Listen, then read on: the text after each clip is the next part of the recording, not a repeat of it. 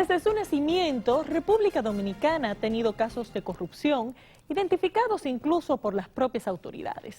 Sin embargo, a la hora de hablar de sancionados por estos casos de robo público al Estado, los ejemplos son muy pocos. A propósito de las últimas denuncias y escándalos relacionados con este tema, esta semana Zona 5 ha querido realizar un diagnóstico para contarles dónde están y qué ha pasado con los responsables de los casos de corrupción más importantes que han tenido como protagonistas a funcionarios de todos los gobiernos. Veamos este reportaje que nos tiene Rafaelina Bisono.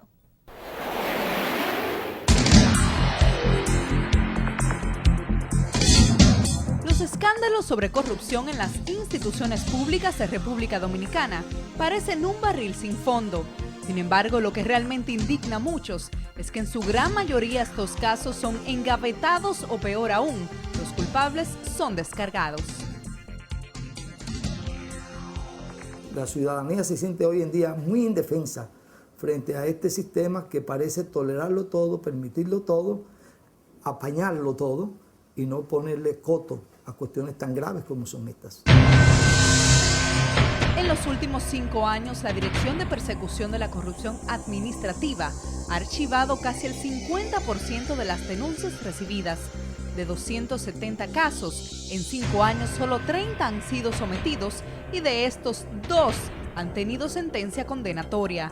Uno de esos fue el caso del Plan Renove por la estafa de 1.800 millones de pesos, implicados en este Pedro Franco Badía, Gervasio de la Rosa y Antonio Marte. Pero la sentencia no sirvió de nada porque el Poder Ejecutivo los liberó en diciembre pasado con indultos que sorprendieron a todo el país. Junto a ellos, Vivian Lubrano, quien había sido condenada a 5 años de prisión por el fraude de 74 millones de pesos por el desfalco de Baninter, los cuales terminó pagando el Estado.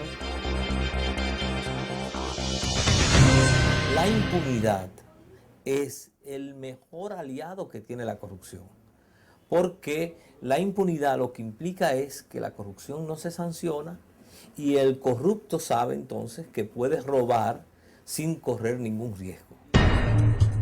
El caso Sunland, sin lugar a dudas, es uno de los más recordados. Un préstamo por 130 millones de dólares que trajo muchos estragos por no ser llevado al Congreso Nacional para su conocimiento y aprobación.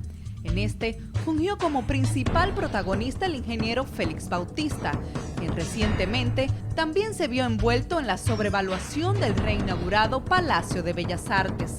Un funcionario que hoy funge sin remordimiento alguno como director de la Oficina Supervisora de Obras del Estado y aspira a senador por San Juan de la Maguana sin que hasta la fecha se sepa en qué se invirtieron esos 130 millones de dólares, equivalentes en pesos a 4.680 millones.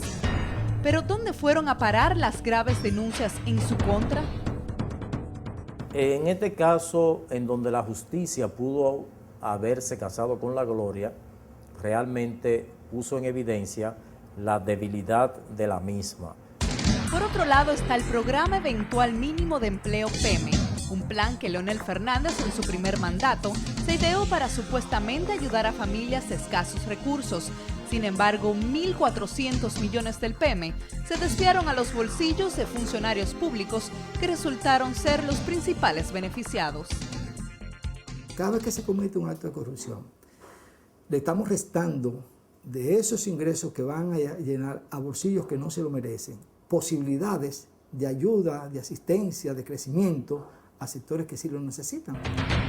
Otros agravios que han quedado impunes son los cometidos por Aristipo Vidal en Bienes Nacionales, quien arrendó tierras del Estado como si fuesen suyas y se le involucró en serios fraudes en la Lotería Nacional. 4 años después, queda como todos los peces gordos, libre de culpas.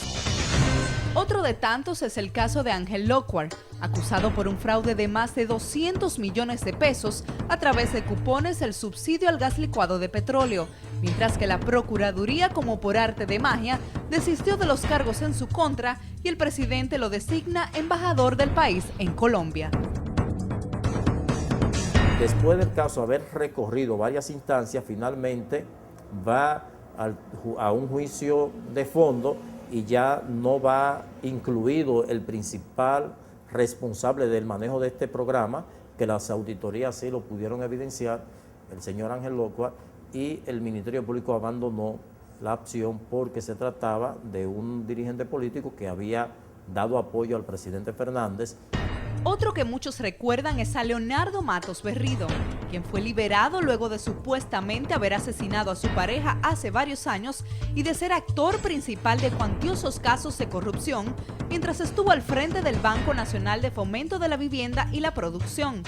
No conforme con eso, decidió autoasignarse una pensión de más de 450,000 pesos con beneficios colaterales que le elevaban a cerca de 1 millón de pesos. El presidente ha demostrado que no tiene ninguna voluntad para perseguir la corrupción. Alejandrina Germán, por su parte, luego de fuertes revelaciones en la calidad y compra del desayuno escolar y la construcción con fondos públicos de una casa millonaria en Jarabacoa, siendo secretaria de Estado de Educación, fue simplemente movida la ficha y hoy es la secretaria de Estado de la Mujer, quedando las denuncias en su contra en solo eso, denuncias. A todo esto le siguen casos como el de José Francisco Peñaguaba, quien se creyó Santa Claus este año y el Día de Reyes decidió repartir 27 millones de pesos de la Lotería Nacional a diputados y senadores para que los otorguen en juguetes en sus provincias. Se demostró y se estableció y no hubo forma de cómo poder justificar que la lotería, que tiene una finalidad de asistencia social directamente, le entregara a legisladores regalos y beneficios millonarios.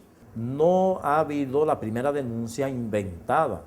Las denuncias que se han hecho se han podido sustentar. El presidente, lejos de constituirse en un actor para enfrentarlo y para sanear el Estado y la sociedad, lo que hace es que lo justifica y que en muchas formas se aprovecha de ese sistema de corrupción. Todo esto evidencia cómo la corrupción se ha convertido en el principal activo de los funcionarios del gobierno dominicano, los cuales les roban al país más de 65,000 millones de pesos al año, para un país sumido en la pobreza y la miseria. Sin embargo, ellos se engrandecen cada día más gracias a la corrupción, sin que la justicia, ni mucho menos el presidente ni nadie, haga nada para erradicarla. ¿Hasta dónde llegaremos?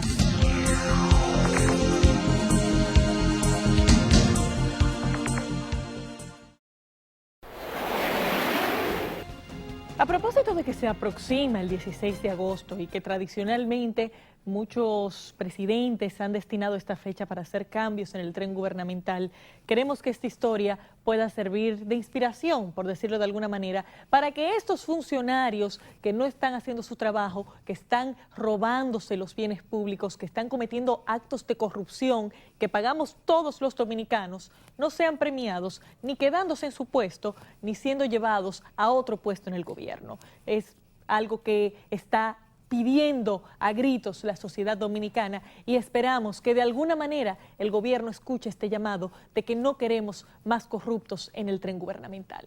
Nos vamos a otra breve pausa y cuando regresemos en la zona internacional, la desesperación de esta mujer que tiene que cargar con una de sus piernas con más de 90 libras. Y más adelante en nuestra zona especial, hacinamiento, promiscuidad y podredumbre en la cárcel de La Victoria. Quédese con nosotros en Zona 5.